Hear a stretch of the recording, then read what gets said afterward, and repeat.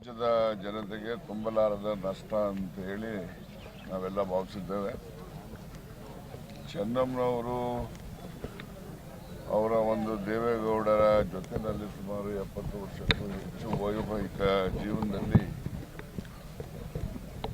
ದೇವೇಗೌಡರ ಕುಟುಂಬದ ಒಳಿತಿಗಾಗಿ ಮತ್ತು ಚೆನ್ನಮ್ಮನವರ ಅವರ ತಂದೆ ಕುಟುಂಬದವರಿಗೂ ಕೂಡ ಅವರು ಆಶ್ರಯವಾಗಿ ಎಲ್ಲರನ್ನೂ ಕೂಡ ಬೆಳೆಸಿ ದೊಡ್ಡವರಾಗಿ ಮಾಡಿ ಇವತ್ತೇನಾದರೂ ದೇವೇಗೌಡರ ಯಶಸ್ಸಿಗೆ ಅವರ ಪಾತ್ರ ಹಿರಿದು ಅಂತಕ್ಕಂಥದ್ದನ್ನು ಎಲ್ಲರೂ ಕೂಡ ತಿಳಿದಿರ್ತಕ್ಕಂಥ ವಿಚಾರ.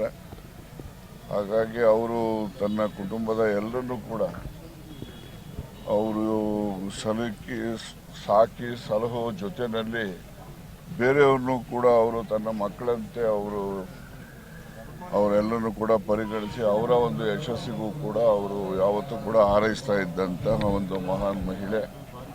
ಈ ದಿವಸ ಅವರು ನಮ್ಮನ್ನು ಅಗಲಿದ್ದಾರೆ. ಅವರ ಅಗಲಿಕೆಯಿಂದ ಆಗಿರ್ತಕ್ಕಂಥ ನಷ್ಟವನ್ನು ಅವರ ಕುಟುಂಬದವ್ರಿಗೂ ಭರಿಸ್ತಕ್ಕಂಥ ಶಕ್ತಿ ಭಗವಂತ ದಯಪಾಲಿಸಬೇಕು. ಹಾಗೆಯೇ ಬೇರೆ ಎಲ್ರಿಗೂ ಕೂಡ ಅವರ ಒಂದು ಮಾರ್ಗದರ್ಶನ ಅವರ ಸಲಹೆಗಳು ನಿರಂತರವಾಗಿ ಇರಲಿ ಅಂತೇಳಿ ಹಾರೈಸ್ತೇನೆ. ನಮ್ಮ ರಾಜ್ಯದ ಜನತೆಗೆ ತುಂಬಲಾರದ ನಷ್ಟ ಅಂತ ಹೇಳಿ ನಾವೆಲ್ಲ ಭಾವಿಸಿದ್ದೇವೆ.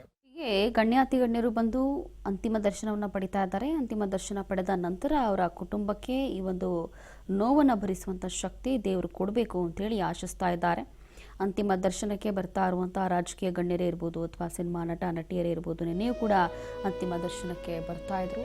ಚೆನ್ನಮ್ಮ ಅಂತಿಮ ದರ್ಶನ ಪಡಿತಾ ಇದ್ದಾರೆ. ಸಾರ್ವಜನಿಕರು ಕೂಡ ಬೆಳಗ್ಗೆ 7ರಿಂದ 9:30ರವರೆಗೆ ರೇವಣ್ಣ ಅವರ ನಿವಾಸದಲ್ಲಿ ವ್ಯವಸ್ಥೆಯನ್ನು ಮಾಡಲಾಗಿದೆ. ಬೆಳಗ್ಗೆ 11ರ ಬಳಿಕ ರೇವಣ್ಣ ನಿವಾಸದಿಂದ ಪಾರ್ಥಿವ ಶರೀರ ಶಿಫ್ಟ್ ಮಾಡಲಾಗುತ್ತೆ.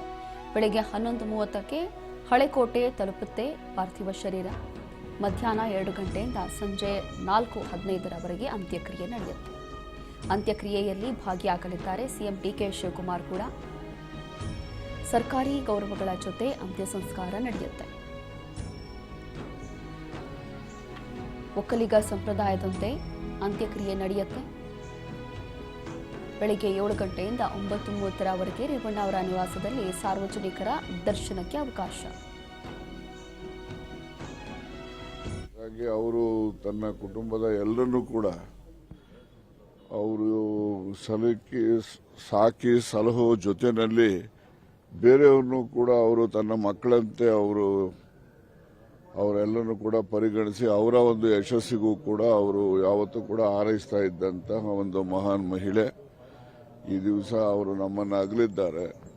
ಅವರ ಅಗಲಿಕೆಯಿಂದ ಆಗಿರ್ತಕ್ಕಂಥ ನಷ್ಟವನ್ನು ಅವರ ಕುಟುಂಬದವ್ರಿಗೂ ಭರಿಸ್ತಕ್ಕಂಥ ಶಕ್ತಿ ಭಗವಂತ ದಯಪಾಲಿಸಬೇಕು.